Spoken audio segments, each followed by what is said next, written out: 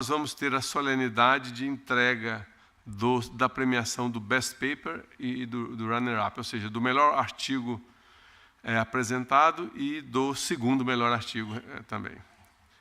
Então, com a palavra aí, o Dr. Valen. Boa tarde a todos.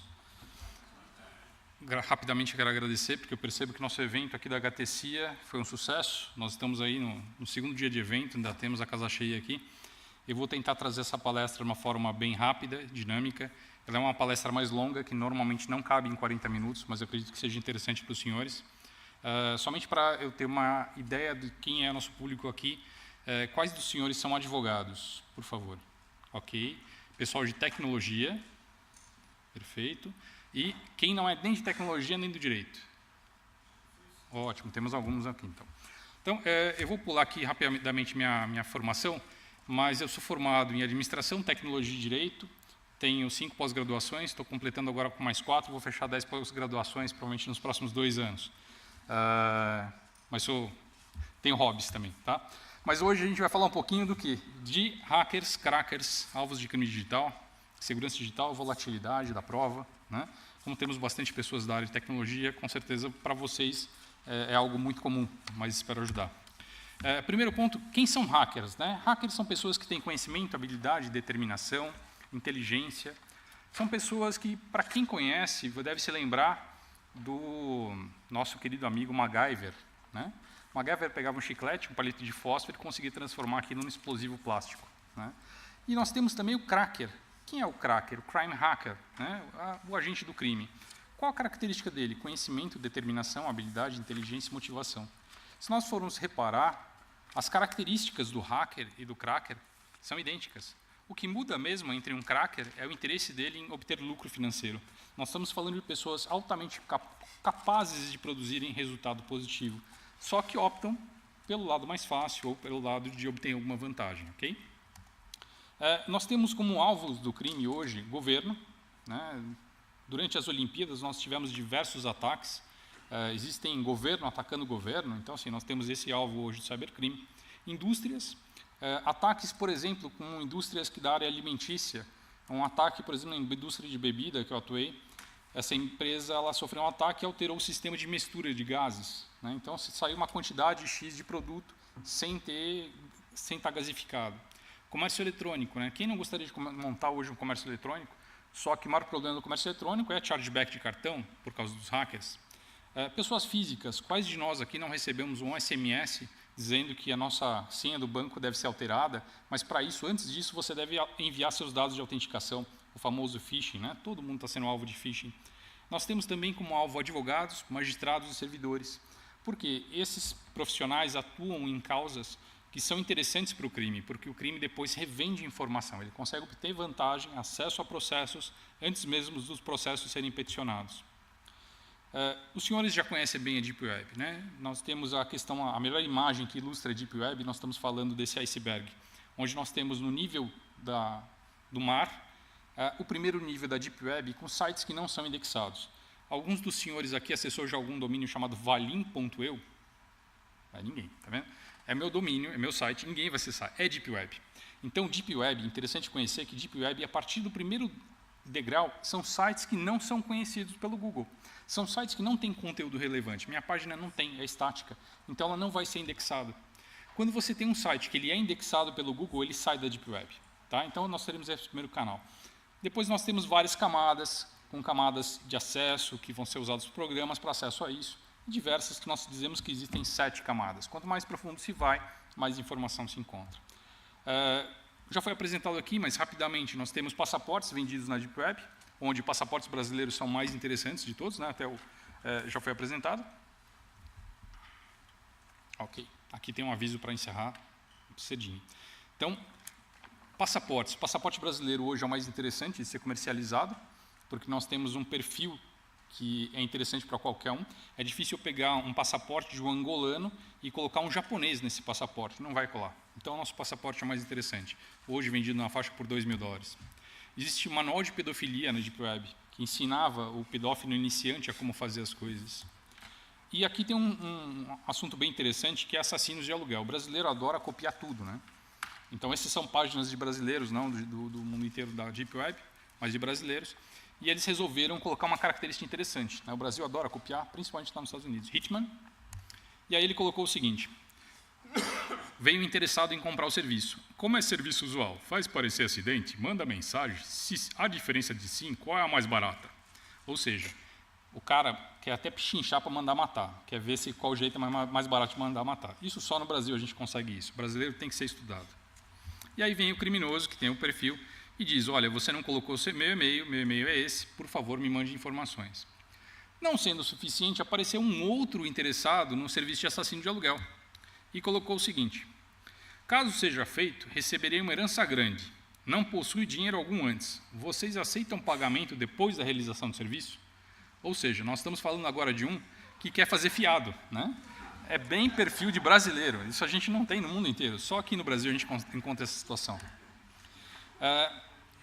E aí nós temos o quê? Sites de venda de drogas, né? E reparem o seguinte: no cantinho direito aí vocês estão vendo internet. Nós não estamos mais em Deep Web. Opa! Mas a Deep Web não era o local do crime? Sim, mas nós não temos só Deep Web, nós temos na internet aberta. Então, normalmente, quando eu mostro isso numa faculdade, eu sempre vejo o pessoal do fundão até anotando, né, o site, assim, se abaixando para anotar. Já não está mais no ar. Mas foi um trabalho interessante, inclusive, para mapear quem eram as pessoas interessadas em comprar. E uma coisa interessante desse site era isso, olha. Os envios são realizados de segunda, quarta e sexta-feira. Portanto, não nos pergunte sobre código de rastreio antes. Ou seja, virou literalmente um comércio eletrônico, inclusive com delivery, dizendo o seguinte: olha, você vai receber seu produto em tal dia, tal hora. Né? O que é interessante de código de rastreio? Principalmente para o pessoal da polícia, porque você descobre qual agência está sendo postada, qual a sequência de postagens que o cara faz, e normalmente, a partir do momento que eu tenho um código de rastreio de um destinatário, eu consigo no correio puxar toda a fita daquela mesma postagem. Então, eu descubro quais os outros envios que ele fez. Como ele fazia envio de segunda, quarta e sexta, que dia que vocês acham que foi feito plantão para pegar o cara? Segunda, quarta e sexta. E apareceu o indivíduo lá. Pego. Nós temos um caso do CadSUS. O CadSUS vocês conhecem, já ouviram falar? CadSUS? CadSUS é o banco de dados do SUS, que tem todos os dados das pessoas, inclusive dados pessoais. Eu vou pedir agora uma gentileza para quem estiver com câmera para não fotografar nesse instante. Eu só vou mostrar uma tela para vocês terem ideia dos dados que a gente tem aqui. Nós temos dados como nome, CPF do indivíduo, endereço, data de nascimento, cor, se ele é pardo, se é branco, telefone celular, telefone residencial, CPF, todas as informações do indivíduo. E hoje, quando a gente, só para passar rapidamente para vocês terem uma ideia. E hoje, o que acontece? Quando nós estamos no CadSUS, agora se quiserem fotografar pode, não vou mais mostrar aqui lá. Antigamente, quando se ia fazer uma conta laranja, como que era feito? O indivíduo tinha que ter primeiro laranja para dar a cara, ele tinha que conseguir alugar um imóvel, para ele pedir uma linha telefônica, para ele ter 3 comprovantes de luz e de telefone, para então ele ir até o banco e conseguir abrir a conta. O tempo que demorava para ele fazer esse processo todo, demorava em média de 3 meses, no mínimo. Então, a gente falava de 3 meses a 6 meses para conseguir abrir uma conta laranja. Quando surgiu o CadSUS, isso mudou. Por quê? O criminoso, ele entra ali, ele pega um CPF, ele precisa de um comprovante de endereço. O que ele faz? Entra no site da operadora de telefonia do celular, porque tem o número do celular do rapaz, coloca o número do celular, vai pedir o quê? Data de nascimento. Pum, passou. Conseguiu a segunda via da conta. Pega mais uma segunda via de conta de luz, precisa do quê? Mesmas coisas. Endereço, você não precisa ter o número do cliente, e você só precisa ter o CPF dele para ter acesso à conta de luz. Então, ficou muito fácil para o criminoso conseguir segundas vias de contas para abrir uma conta laranja. O único cuidado que ele tem é de consultar se a pessoa está no Serasa ou não. E aí ele vai ter alguém conivente em banco para poder abrir essa conta laranja. O tempo foi reduzido de 6 meses para 2 semanas. Até porque hoje é possível você abrir uma conta bancária sem sequer ir até o banco. Você envia digitalizado seus documentos, que ele não precisa mais ir na Praça da Sé para comprar um documento, ele faz digital. Existe um caso interessante, que acho que o Deica acompanhou esse caso, Marcelo Fortunato PVC. Esse era um criminoso que estava vendendo no Facebook e ele fazia o seguinte: o interesse dele era oferecer cartões de crédito, dizendo que o cartão teria um limite. Tá? Então, para simplificar, vamos supor o seguinte: ele vai oferecer cartão de crédito com R$1.000 de limite para você comprar o que você quiser por R$500. Por R$500 você ganha R$1.000 de limite. Ou então, você paga R$1.000 e ganha um cartão com R$5.000 de limite. Quais cartões vocês comprariam? 5.000 de limite ou de 1.000? Vamos pensar como criminoso. Eu duvido. Ninguém aqui falou assim, não compraria. Não, vocês compraram, a gente compraria o de 5 mil. Né? Vamos pensar como criminoso. O criminoso ele vai falar assim, se eu gastar 1.000, eu ganho 5 mil, então eu vou lucrar 4.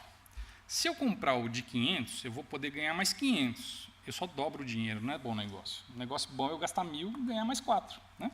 4 vezes mais o lucro que ele vai fazer. E ele era o cartão que ele mais vendia. Só que o que acontecia? Ele pegou e começou a postar no Facebook para todo mundo comprar, um monte de gente comprando, e ele punha até os depoimentos. E agora, para quem não é perito ainda, vocês vão se tornar peritos agora. Eu quero que vocês observem essa imagem, que é bom que esse telão aqui é uma maravilha, e reparem se tem alguma coisa estranha nessas imagens. Vamos perceber o seguinte, o Bruninho, às 11 horas e 23 minutos, postou lá a foto do cartão e dizendo para o rapaz, vendi os 1.000 que pedi, os 2 de 1.000 que pedi, chegou. Já vendi um e gastei outro logo cedo. Aí virou criminoso. De boa. Amanhã eu vou pedir mais, beleza? Valeu.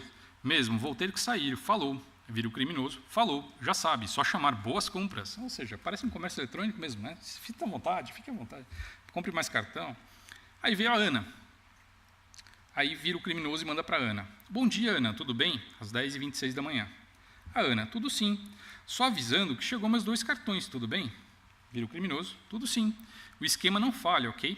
Me manda aí uma foto do cartão ou algo que comprou. E ela em seguida já manda a foto do cartão, que está até com o selinho de bloqueado. Tá aí, ok? Quero outro de 4.000. Vou comprar um iPhone, ok? Pode mandar. Bacana, né? Então ele estava comercializando e mostrando o que o pessoal estava comprando. Agora, senhores peritos, o que tem de errado nessa imagem?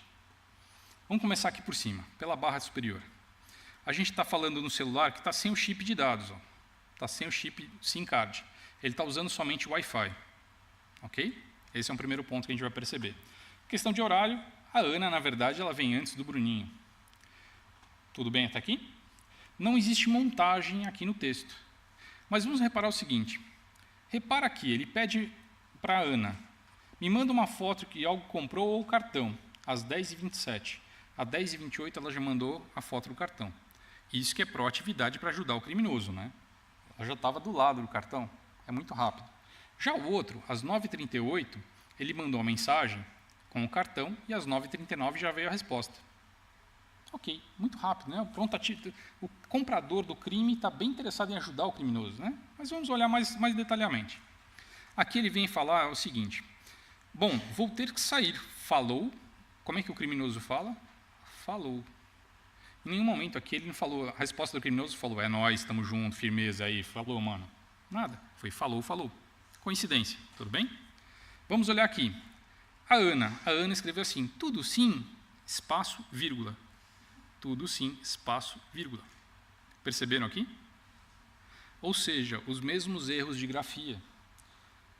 Com a análise da grafia do criminoso, a gente percebeu que, na verdade, era o mesmo indivíduo. Ele se passava pela Ana e ele se passava pelo Bruno. Então, ele estava gerando um conteúdo falso. A parte mais interessante desse cenário é que, na verdade, o Marcelo Fortunato PVC, ele não vendia cartão nenhum. Todas as fotos que ele encontrou na internet, eram fotos de que a polícia tinha feito uma apreensão de quadrilhas e tinha ali os dados. Então, ele não tinha cartão. E o que acontecia com o comprador daquele cartão? Ele deu um golpe, ele vai na delegacia e fala, olha, eu comprei um cartão clonado, falso, e não recebi. Não vai conseguir mandar. Aí, nós temos um outro caso bem interessante. Recarga de cartão. Esse é um plano de recarga que está em sites, na realidade, de um Telegram, e a pessoa baixa o aplicativo para o Windows, e ele insere o número do cartão de crédito dele, e com isso ele consegue fazer uma recarga. Então, ele colocava lá a recarga de R$15, e ele ia receber uma recarga de R$30 no celular. Se ele marcasse a recarga de R$50, ele ia receber R$100 no celular. E realmente, na hora que ele fazia a recarga, ele recebia. Ele colocava R$50, em 5 minutos entrava R$100 no celular dele. Qual a segurança que a pessoa tem quando acontece isso? Falou, nossa, funciona. Né? Eu coloquei meus dados do cartão, mas gastei 50, ganhei 50 de bônus. Que legal. O que nós brasileiros gostamos de fazer? Sempre ser o primeiro a contar a melhor novidade. Sempre que você quer ser o primeiro a contar que você sabe daquela coisa que seus amigos não sabem. E aí todas as pessoas que descobriam que isso funcionava, enviavam para todos os seus amigos dizendo o seguinte, olha, eu tenho uma novidade, mas você não conta para ninguém, é fantástico, você vai fazer uma recarga de R$50, você vai ganhar R$100. e todo mundo começava a repercutir, e pela voto de confiança, que você recebe uma informação do seu amigo, você confia e você faz aquele pagamento. O criminoso, do lado do criminoso, o que acontecia? Ele fazia recepção de linhas de cartão. Os cartões que tinham volume alto, ele direcionava para quê? Compras em lojas. E os cartões de pessoas mais humildes, que não têm muito limite, destinava para recargas. Então, ele usava uma pilha e ia recarregando aquilo ali. É muito comum também a gente encontrar por aí vazamento de logins e senhas de lojas. Nesse caso aqui foi Ponto Frio, por exemplo, vazando o Jorge Spadovski. Vazou o CPF dele e a senha que ele usava. Mas qual o interesse que o criminoso tem em vazar uma conta de uma loja, por exemplo? Porque essa conta, provavelmente, ela já é uma conta válida, ela já é uma conta que já foi usada para alguma compra, e para aquela loja de comércio eletrônico, ele recebe uma pontuação como verde. Então, sempre que aquela loja receber uma compra deste cliente, ela não passa por toda a análise de se seria um golpe ou não. Ele já confia e passa a aceitar. Então, o criminoso ele lança isso na rede para que outras pessoas façam compras na mesma loja com esse indivíduo. Lógico, eles vão alterar o endereço, eles vão usar um cartão de alguma pessoa que eles conseguiram e vão mandar para outro endereço. Só que a loja ela recebe uma quantidade tão grande de pedidos para diversos endereços e às vezes acaba enviando para os endereços que ela não consegue mais saber por onde ela vai fazer para investigar. Nesse caso a gente tem Ponto Frio, mas isso acontece com lojas menores também, porque como o golpe é muito grande, o custo para essa empresa conseguir avaliar e correr atrás de quem foi o criminoso que realmente vazou e que cometeu o crime inviabiliza. VPNs é muito comum, a gente já está conhecendo bastante casos de VPN. Sempre que caiu o WhatsApp, quando caiu o WhatsApp pela primeira vez, a gente já teve no Brasil uma situação onde as pessoas passaram a usar VPN para acessar o WhatsApp, e hoje nós temos as pessoas interessadas em fazer postagem de fake news usando VPN. O que acontece, muitas das VPNs que são usadas são VPNs que são, na verdade, man in the middle, ou seja, eu tenho uma VPN que ela vai ser funcional para ocultar seu IP, porém o hacker que está no meio, o cracker, ele vai conseguir analisar todo o tráfego que está passando. E da mesma forma, a partir do momento que você está conectado nessa VPN, ele pode direcionar um ataque reverso para a tua máquina, enquanto você está usando essa VPN, ele está tentando achar uma vulnerabilidade na sua máquina e você nem percebe. Então, uma das formas de ataque muito forte que está sendo usado é por processo de VPN. Eu trouxe para vocês aqui, peço perdão para as meninas e senhoras que estão presentes, mas as imagens estão borradas. Nós estamos falando de Telegram. Telegram, diferente do WhatsApp, nós temos uma situação onde compartilhamento de pornografia, e os grupos do WhatsApp têm uma limitação de 256 pessoas. Já no Telegram não existe limites. Então, aqui nós temos, por exemplo, grupos com 46 mil pessoas, grupos com 33 mil pessoas. E aí uma observação que eu quero trazer para vocês é um grupo de pornografia. Qual é o interesse? Se ver sexo explícito, se ver alguma cena pornográfica. E aqui nós temos um corpo, dá para ver o tronco, e aqui um rosto. Nenhuma das fotos foi baixada, mas aqui nós temos a informação que é um vídeo, porque ele tem um tempo, e aqui eu tenho um olhinho e do lado a quantidade de pessoas que já viu aquela foto, ou seja, a quantidade de pessoas que clicaram nessa setinha para baixar a imagem. No corpo eu tenho 18.500 pessoas que visualizaram, ok? E no rosto eu tenho 19.700 pessoas que visualizaram. Então, o que esse resultado já me traz de informação interessante? Que é muito mais interessante para verificar o rosto da pessoa do que o corpo. Por quê? Porque a partir do rosto, ele joga isso no Google Images, por exemplo, e ele tenta descobrir o perfil do Facebook da menina, para poder depois chantagear, para poder tentar algum contato com a pessoa. Então, um dos problemas de vazamento que a gente tem hoje em crimes digitais, em revenge porn, por exemplo, são as fotos de rosto que estão vazando muito. Só para ilustrar, aqui a gente tem casos de pornografia infantil, eram casos reais. No caso, ele mostra como se fosse um vídeo para a pessoa clicar e baixar. Quando ele joga para o link, as pessoas muitas vezes, por curiosidade, clicam. É uma URL com malware que vai infectar o celular da pessoa. E aqui a gente já percebe, grupos já com 64 mil pessoas. E aqui eu trouxe mais um grupo com 103.200 pessoas. E aí eu pergunto aos senhores, imaginem que vaza a foto de alguém que os senhores conhecem. Os senhores acham que algum juiz daria ordem de quebra de sigilo telemático para acessar 103 mil pessoas? É inviável. Nós temos aqui, o Silas trabalha no DEIC. Quando que a gente vai conseguir tocar uma perícia dessa? Jamais.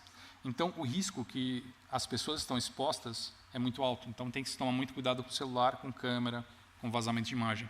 Uma coisa interessante também da participação nesses grupos é que, normalmente, os brasileiros preferem participar de grupos internacionais. Eles se sentem muito mais seguros de não ser alvo de um crime, de não ser alvo de um hacker brasileiro, de nada do gênero, quando ele está num grupo internacional. Reparem que aqui a gente tem um texto. Ó. Em que idioma que está escrito aqui? Ó? Vocês conseguem reconhecer? Testini o ligaran adminini os nasini eshakin sakin. Vocês conhecem esse idioma? Não? Esse idioma se chama gato no teclado. Você pega um gato, coloca no teclado, ele vai apertar um monte de tecla e sai isso. O que acontece? Ele só dá um espaço e isso fica aparecendo um texto escrito em algum outro idioma. Infelizmente, a cultura do povo não é suficiente para reconhecer que isso é falso e eles passam a utilizar esses grupos achando que é um grupo internacional. Mais uns casinhos rápidos para vocês, a gente vai encerrar em mais 9 minutos. Nós temos aqui Receita Federal. Receita Federal mandando os benditos phishings da vida, né, com informação, e esse ele mandando um detalhezinho importante. O documento de identidade RG, a pergunta deles é a seguinte: analisamos o seu CPF e encontramos algumas divergências, por esse motivo estamos solicitando cópias coloridas dos seguintes documentos: documento de identidade RG ou carteira nacional de habilitação, comprovação de residência, cartões bancários, observação, frente e verso. Quantas pessoas será que não caíram nisso? Esse eu recebi no meu e-mail. Tá? Um outro caso que foi muito comum, a gente usa bastante, às vezes, principalmente os advogados, usam para consultas, para verificar a internet, saber onde está a pessoa, se ela tem um telefone, se ela, o que a gente consegue achar da pessoa. E aí a pessoa coloca o CPF e tenta analisar. Nesse dia aqui, esse site Easy Consultas estava com 230 usuários online, só que, na verdade, no background do site, ele minera Bitcoin. Então, todas as pessoas que acessavam aquele site para ter alguma informação, a máquina da pessoa, enquanto ela estava no site olhando, estava minerando Bitcoin para o criminoso. Então, é um lucro que ele tinha, ele não prejudicava a máquina, porque a partir do momento que a pessoa sai daquela página, não tem mais o minerador, mas, pela quantidade de pessoas que acessavam, era constante. E aí, rapidamente, para a gente encerrar aqui a HTC com uma questão de onde a gente começou com essa história de perícia, nós temos a perícia começando em Siracusa, na Itália, com um indivíduo que com certeza vocês já viram falar, que era Arquimedes. Então, o que aconteceu? Arquimedes recebeu uma obrigação do rei de Siracusa de avaliar se essa coroa de ouro, imagine uma coroa de ouro que foi feita para colocar numa deusa após uma guerra, tinha sido feita realmente com ouro, porque o rei deu 1 quilo de ouro para um artesão e esse artesão confeccionou uma coroa de ouro e devolveu para o rei. O rei não era bobo, deu 1 quilo de ouro, botou numa balança, 1 quilo de ouro e a coroa ficou certinho no mesmo peso. E aí, passado um certo tempo, veio um X9 e falou: ó, rei, seguinte, não tem ouro só aí não, ele misturou, isso aí está misturado. E aí o rei ficou nessa dificuldade. Então o que ele fez? Pegou Arquimedes e deu para Arquimedes, que era um dos maiores pensadores da época, descobrir qual a solução que teria para descobrir se aquele ouro estava misturado ou não. E aí Arquimedes, durante algumas semanas, ficou pensando, não conseguia encontrar a resposta, e falar para o rei que ele não sabia da resposta significava a morte. E um belo dia, numa casa de banho, ele mergulhando em uma tina, a água da tina transbordou. E aí ele deu um grito dizendo: eureka, eureka, eureka, que a gente costuma ouvir muito essa frase, que é: eu descobri, descobri, descobri.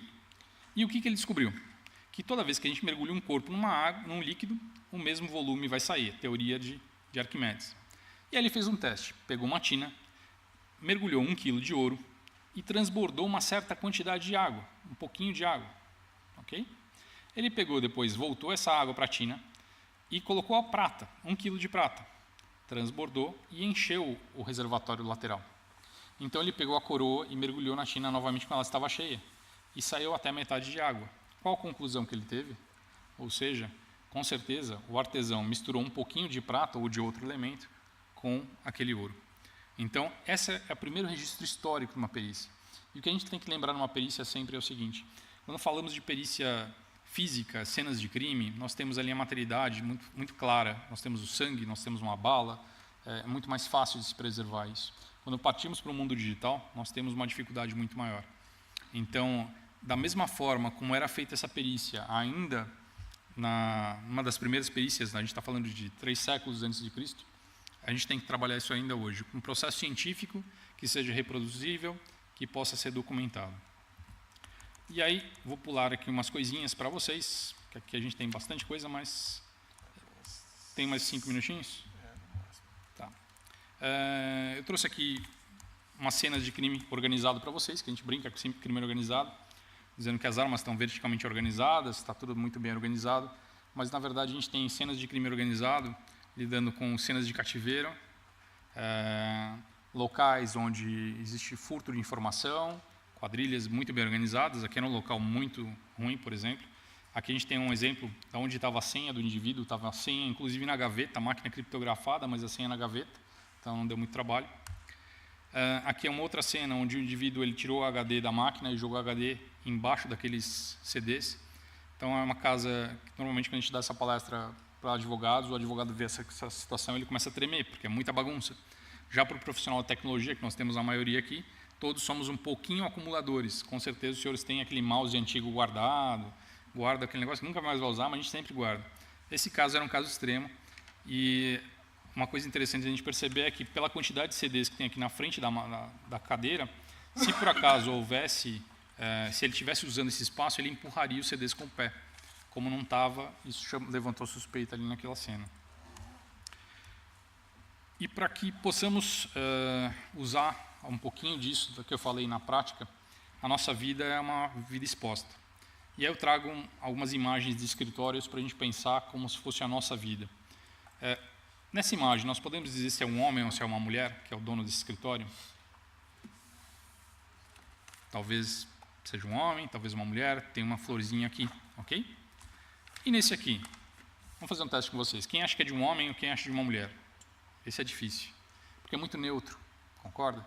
A gente não consegue ter uma definição se é de um homem ou de uma mulher, mas a gente percebe uma diferença de vulnerabilidade daqui, onde a máquina vai estar aqui embaixo, encostada numa parede, para esse outro escritório, onde tem uma máquina aqui e um espaço atrás, provavelmente para o advogado receber um cliente, por exemplo, né? Mas a nossa vida é mais ou menos isso aqui. Nós deixamos muita informação exposta na internet. E aí eu pergunto para os senhores, é de um homem ou de uma mulher? Esse espaço. O que os senhores acham? Vou ajudar um pouquinho.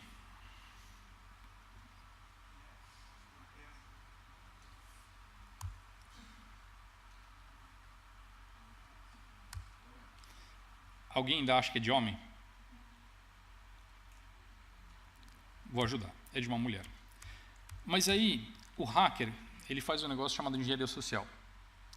Engenharia social é você se aproximar de uma pessoa e você ter alguns segundos para se tornar o melhor amigo dessa pessoa. E um exemplo claro que a gente usa nessa foto, essa é uma foto de internet que eu peguei, tá, para ilustrar.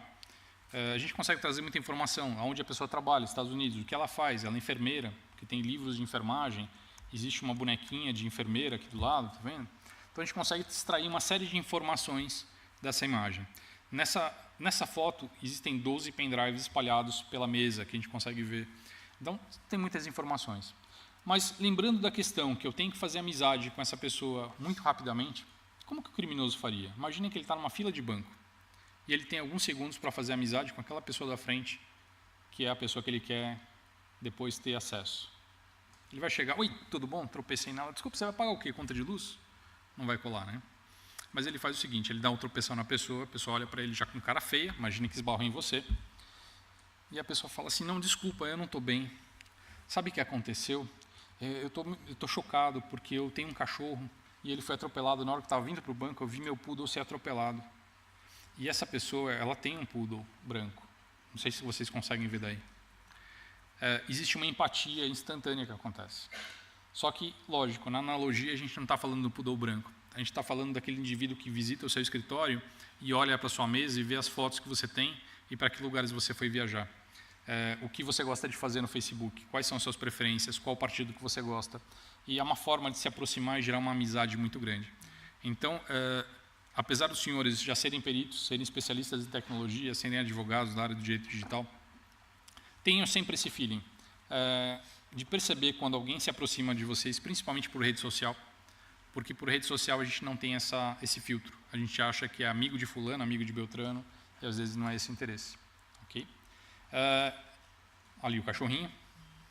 E era isso que eu queria trazer para vocês de uma forma bem rápida. Tentei trazer essa palestra de uma forma bem simples para vocês. É uma palestra longa, dei uma encurtadinha nela. Tá bom? Obrigado.